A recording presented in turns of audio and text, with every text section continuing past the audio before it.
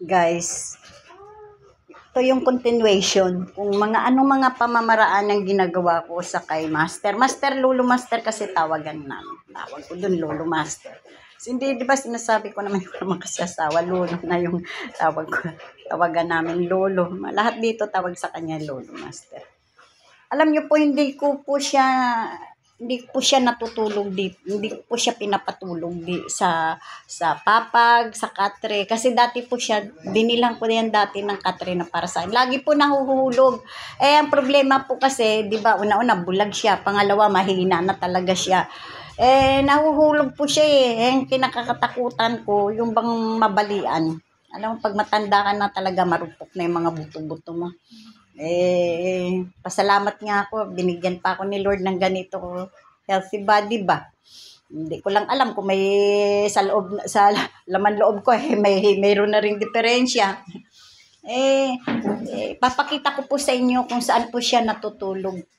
Pinapatulog ko po at binabantayan ko, tinatabihan ko. Minsan nasa upuan lang ako. Ito po, kasi po kami, ito lang po yung bahay namin. Narinig nyo, napagalitan pa ako. Itatapat ko daw. Wala nga po akong alam. Pero, pagkatapos po namin ni Willie Rebellion mga bago magkatapusan, mag-vlog.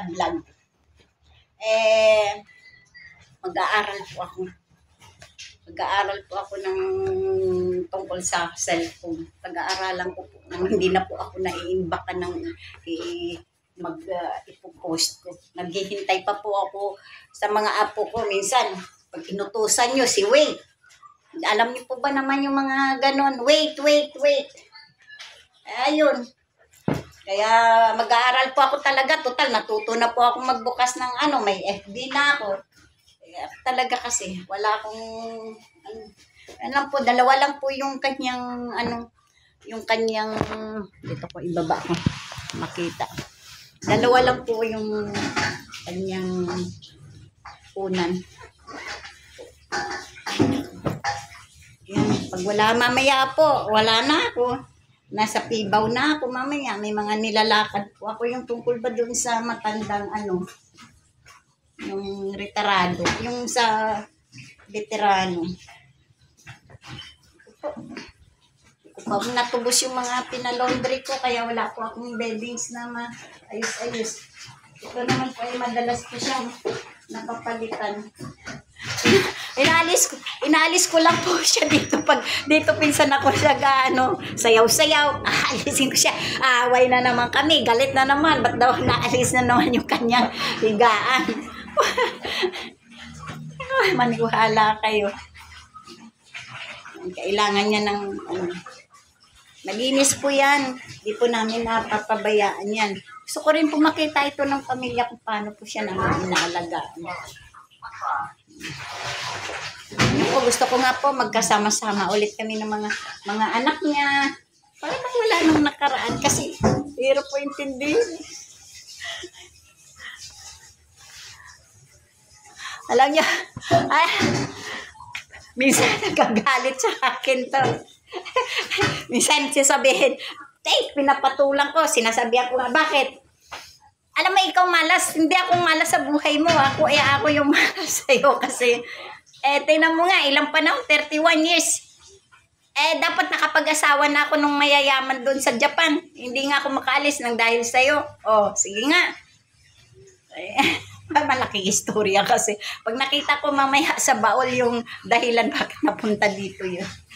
Kasi nung araw chick boy siguro yan. Kaya maraming babaeng mga naging dahilan yan. Kaya siguro na hiwalay, na demanda. Tapos ako nadali pa, nasama pa dun sa gulo. Sa gulo niyan. Nadamay ako, ang ganda-ganda po ng trabaho ko sa krami. Nadamay ako doon. Lagi nga ako na-implicate sa mga kaso na hindi ko talagang ginagawa. Yung tungkol naman dun sa kinukuhinto kong natatawa na lang ako ngayon dahil nakaraan na naipanalo ko na yun Yung tungkol ba doon sa nakulong ako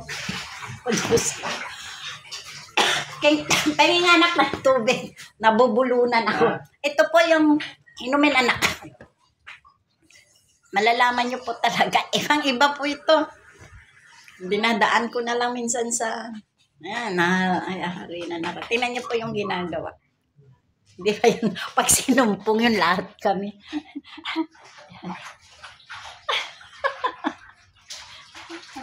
Oh. Lagi na nagtatanong, gumagawa yan ng sariling, maniwala ka.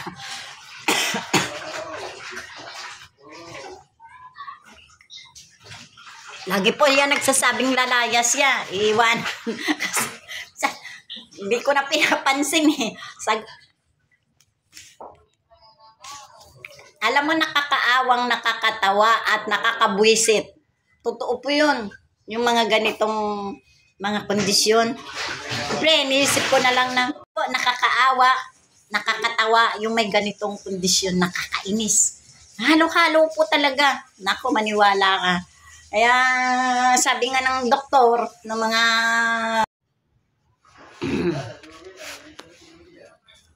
po, ituloy ko na. Napagalitan tuloy tayo. Ayan. Ano ko na po, nang mabilisan na. Ito po yung ano ko, ayusin ko na muna ito. Nang makagawa na po.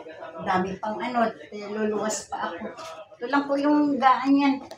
Yan. Pwede na po yan, yun.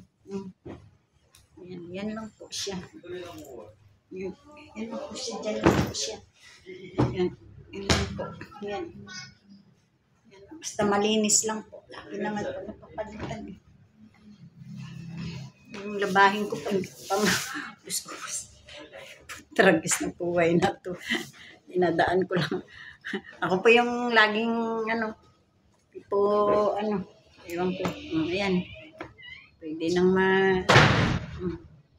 dubli-dubli na yung kanyang kumot. Mahirap po siya. Ayaw po niya sa aircon eh.